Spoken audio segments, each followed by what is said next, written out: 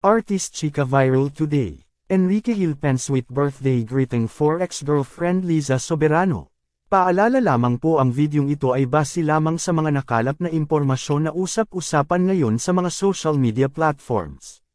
Ginulat ng aktor na si Enrique Hill ang kanyang mga tagahanga nang mag-post ito ng mensahe para sa kaarawan ng ex-girlfriend niyang si Liza Soberano.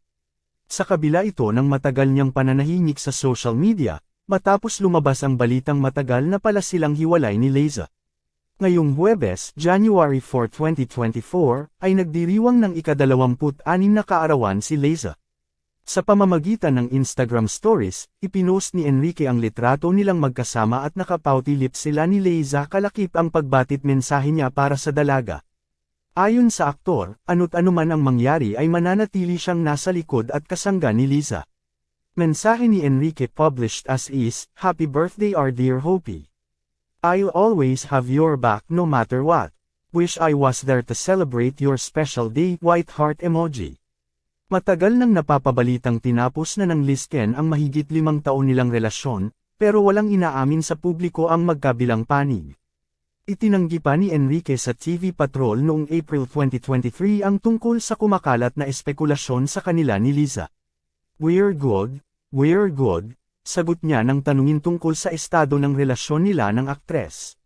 Dagdag pa ni Enrique, "She's just really busy with her stuff there. I am going to be visiting her maybe when my schedule clears up. I think she's coming back here. But yeah, we're good.